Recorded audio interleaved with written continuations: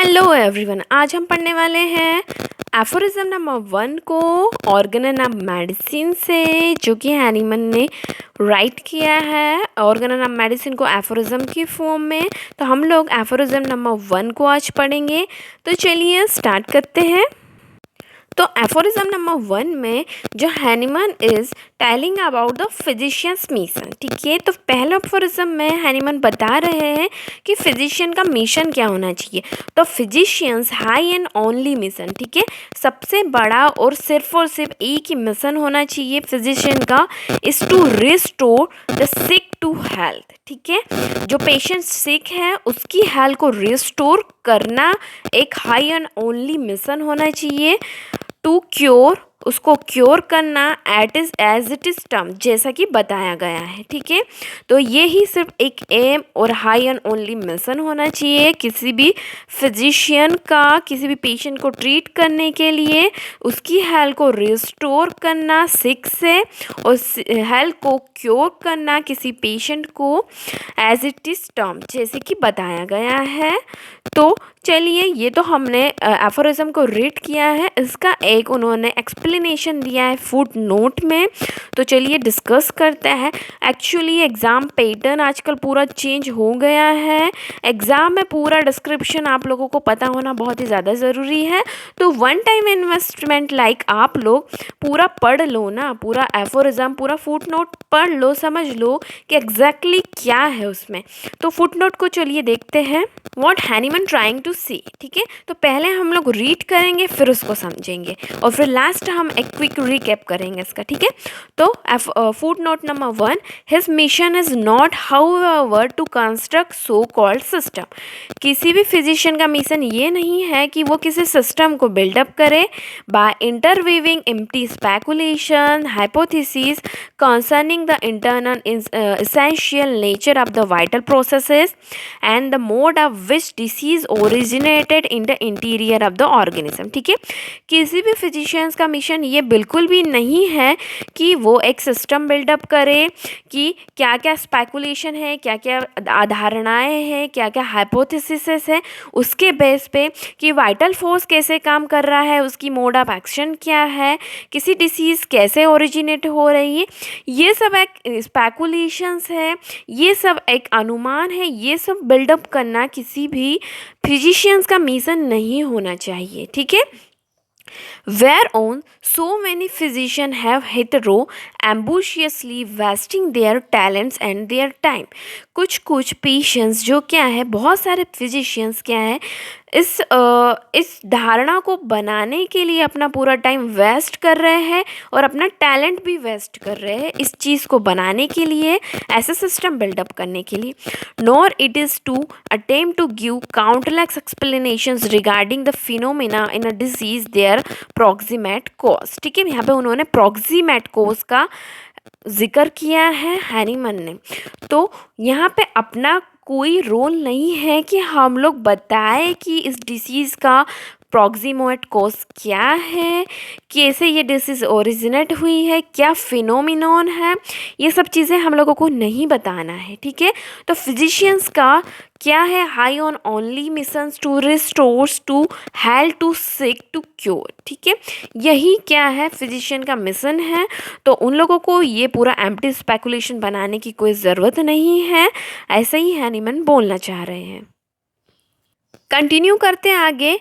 तो जो proximate cause है in a disease and their proximate cause which causes much ever remain concealed, जो कि प्रॉक्सिमेट कॉज है वो कि अंदर कंसील्ड है, छुपा हुआ है। तो उसके बेस पे फिनोमिनास बताना डिसीज़ का, ये सब अपना काम नहीं है। Wrapped in unintelligible words and inflated abstracted mode of expression. तो हम लोगों को जो कॉज है उसको ऐसे रैप अप करके कुछ भी शब्दों के इसमें कि हाँ इस डिसीज़ का ये कॉज है, ऐसे पूरा सिस्टम बनाने की ज़रूरत नहीं है, ठीक है। Which should sound very learned in order to astonishing the ignorant vitalistic sick humanity seeks in a vain for aid, ठीक है। तो जो सिक ह्यूमनिटी है, जो सिक पर्सन है, वो क्या चाहता है, एड चाहता है। उसको क्या करना है, हमें उसकी हेल्थ को रिस्टोर करना है, उसको हम लोगों को ट्रीट करना है, ठीक है। ना कि हम लोगों को इन सब जो भी कॉज है, एब्स्ट्रैक्ट मोड है, किस मोड से हुआ है, क्या फिनोमिना है, इन सबको हम लोगों को इग्नोर करना है, ठीक है।